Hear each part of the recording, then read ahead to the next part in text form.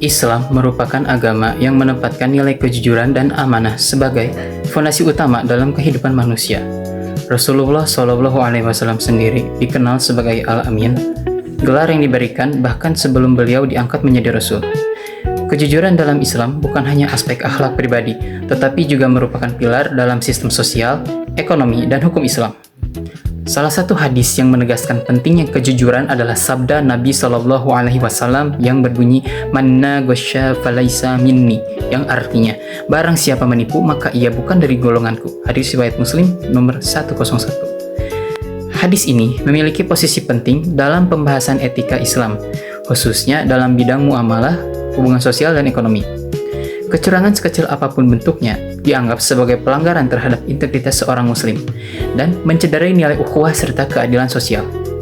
Dalam kehidupan modern, praktik kecurangan dan penipuan dapat ditemui dalam berbagai bentuk, mulai dari manipulasi harga, korupsi, pemalsuan produk, hingga kecurangan akademik. Karena itu, pesan moral hadis ini tetap relevan dan perlu dikontekstualisasikan sesuai tantangan zaman. Baik, kita lanjut ke pembahasan yang pertama, yaitu kajian dari ilmu hadis ini.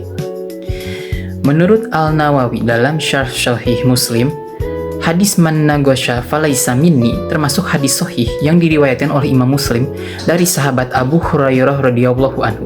Sanad hadis ini dinilai muttasil atau bersambung dan kuat. Sementara matannya memiliki redaksi yang tegas.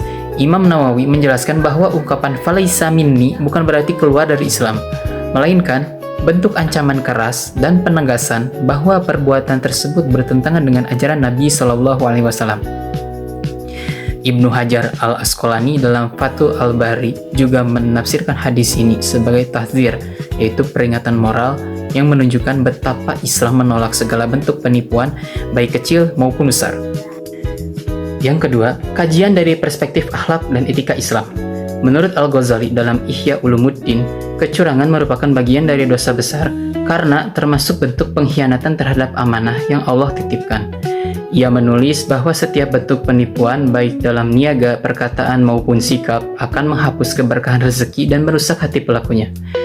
Yusuf Al-Qaradawi dalam Norma dan Etika Ekonomi Islam menegaskan bahwa kejujuran adalah pondasi utama bagi keberlanjutan ekonomi Islam.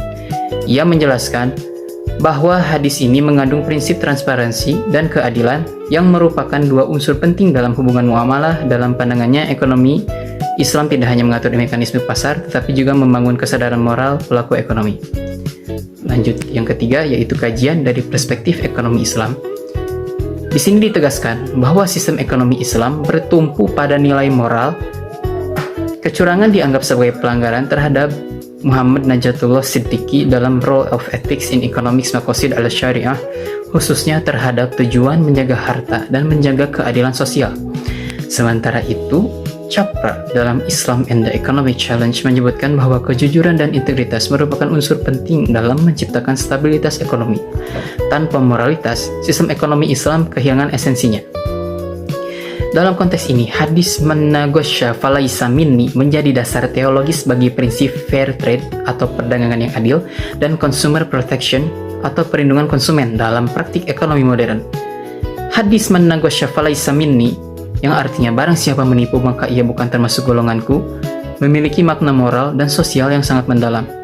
Hadis ini menegaskan bahwa kejujuran merupakan fondasi utama dalam setiap aspek kehidupan umat Islam, khususnya dalam bidang muamalah dan bisnis.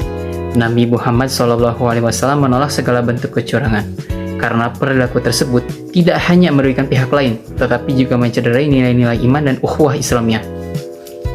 Dalam konteks etika bisnis modern, hadis ini menegaskan pentingnya integritas, transparansi, dan tanggung jawab moral dalam kegiatan ekonomi.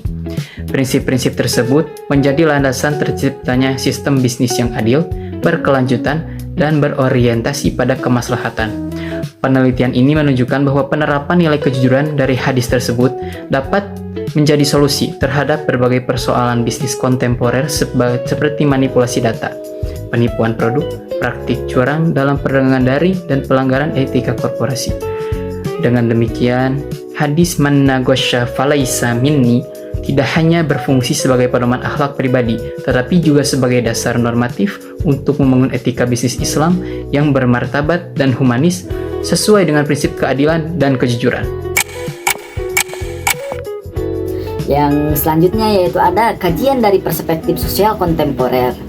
Jadi menurut Fadzlur Rahman pada tahun 1982, dalam Islam and Modernity, hadis-hadis etika seperti ini harus dipahami secara dinamis dan kontekstual. Ia berpendapat bahwa pesan utama Nabi bukan hanya larangan iliteral terhadap penipuan, tetapi ajakan membangun sistem sosial berbasis kejujuran dan tanggung jawab dalam konteks masyarakat modern.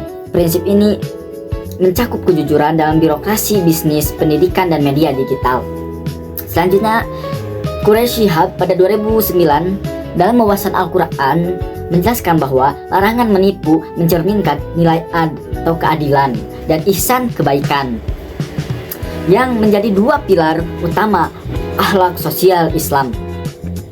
Beliau menegaskan bahwa kejujuran bukan sekedar kewajiban moral saja, tetapi juga fondasi bagi terwujudnya masyarakat beradab. Terus ada materi tentang sintetis kajian. Jadi dari berbagai literatur di atas dapat disimpulkan bahwa hadis man gosa falaisa minni itu memiliki cakupan yang luas. Poin pertamanya yaitu ada secara teologis, ia menegaskan identitas moral seorang muslim. Poin keduanya, secara etis ia menanamkan kejujuran dan amanah sebagai nilai hidup.